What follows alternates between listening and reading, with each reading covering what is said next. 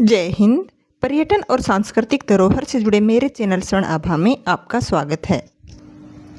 राजस्थान अपने गौरवशाली इतिहास व रंग रंगीली संस्कृति के कारण देश व दुनिया में मशहूर है और राजस्थान का उत्तर पूर्वी क्षेत्र शेखावाटी की अपनी एक अलग पहचान है।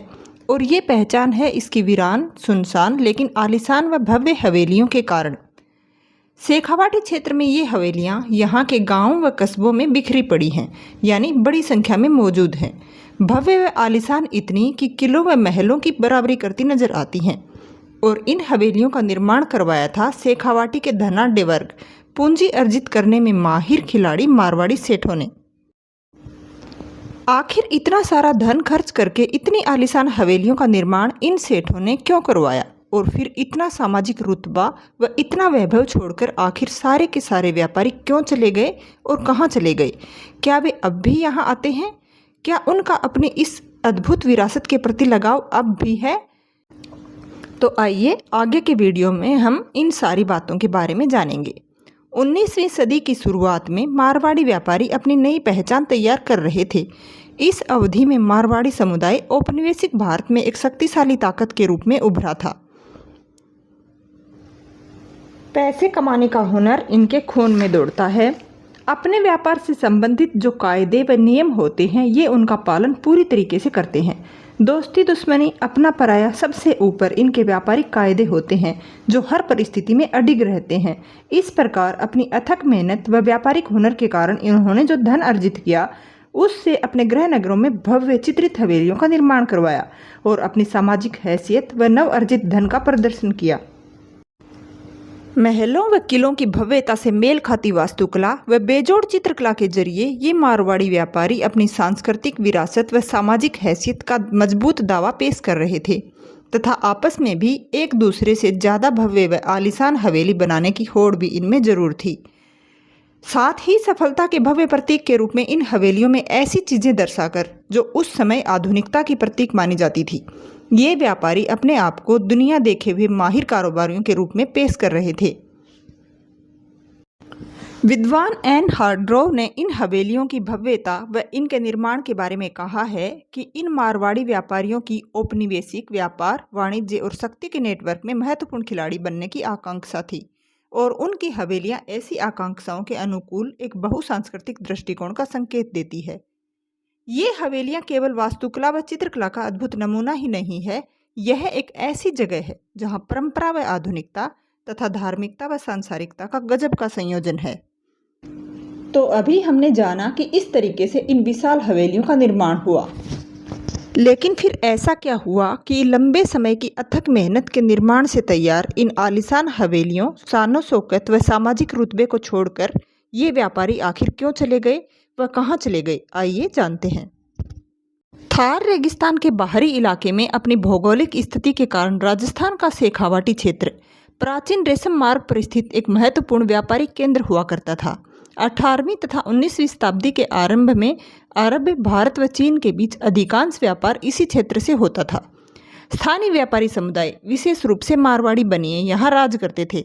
उच्च स्तरीय व्यापारिक कौशल व व्यापार संबंधित कार्य प्रणाली पर सूक्ष्म नज़र के कारण इन्होंने समस्त व्यापार पर नियंत्रण कर लिया और बहुत अधिक धनी होते चले गए। हालांकि 19वीं सदी में जब ब्रिटिश ईस्ट इंडिया कंपनी ने समुद्री मार्गों से व्यापार पर ध्यान केंद्रित किया, तब व्यापार मार्ग बदल गए व नए अवसर सामने आए। बंदरगाहों पर व्यापार के लिए अंतर्राष्ट्रीय जहाज आते थे, जिससे व्यापार तेजी से होने लगा और आसान होने लगा।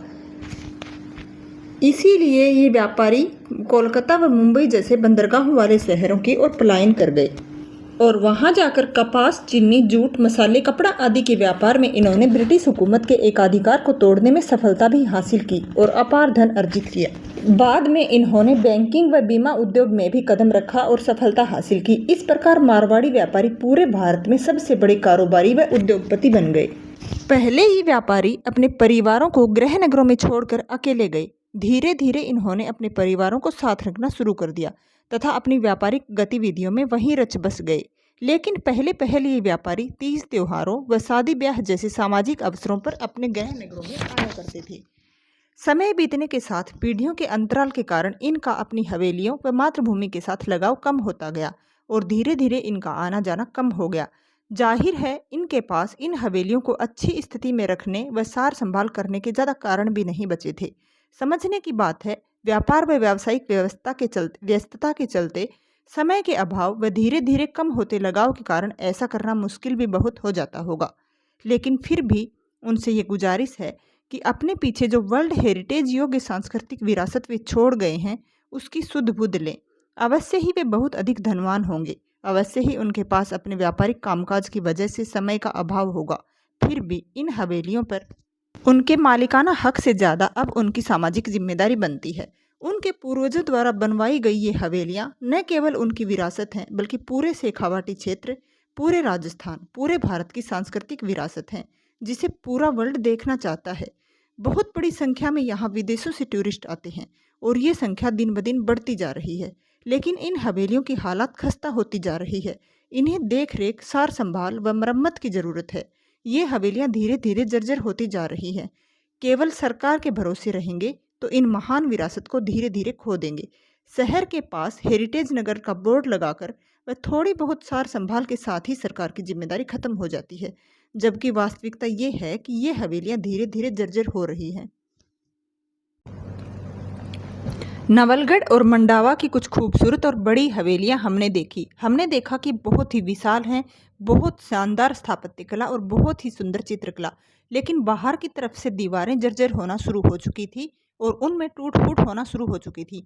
बहुत सारा सामान बाहर रखा हुआ था जो गर्मी, सर्दी और बारिश में वहीं रखा रहता है और धीरे धीरे वो खराब होता जा रहा है और बाहर की दीवारों में टूट फूट होकर के वो भी जर्जर होती जा रही हैं। इस संबंध में जब हमने केयर टेकर से बात की कि इनकी मरम्मत क्यों नहीं करवाई जा रही, कितने सारे टूरिस्ट वहाँ पर आए हुए थे उस टाइम, तो उन्होंने बताया कि ये हवेलियाँ जिस तरीके से बनी हुई हैं इसकी मरम्मत भी उसी तरीके से होनी चाहिए, तभी इनका लुक भी बचा रहेगा। तो एक तो इनके अब कारीगर नहीं मिलते जो इनकी मरम्मत इसी तरीके से कर दें, और दूसरा ये कि इनके मालिक यहाँ पे बहुत कम आ पाते हैं और बहुत कम देखभाल इनकी कर पाते हैं।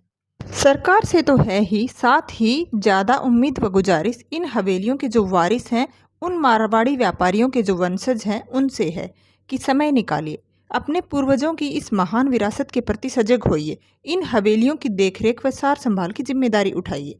अपनी पीढ़ियों का गौरव तथा इन हवेलियों की स्थापत्य कला व चित्रकला से झलकती हमारी सांस्कृतिक विरासत की झलक पूरे विश्व को दिखा दीजिए, क्योंकि ये हवेलियाँ वास्तव में विश्व विरासत में शामिल होने के योग्य हैं। यही हमारे समाज व देश के प्रति जिम्मेदारी व अपने पूर्वजों के प्रति सच्ची श्रद्धांजलि होगी। इस चैनल पर आप टूरिज्म, यूनिक वनस्पति और सांस्कृतिक धरोहर से जुड़े वीडियो भी देख सकते हैं, तो चैनल को सब्सक्राइब जरूर कर लीजिए। धन्यवाद।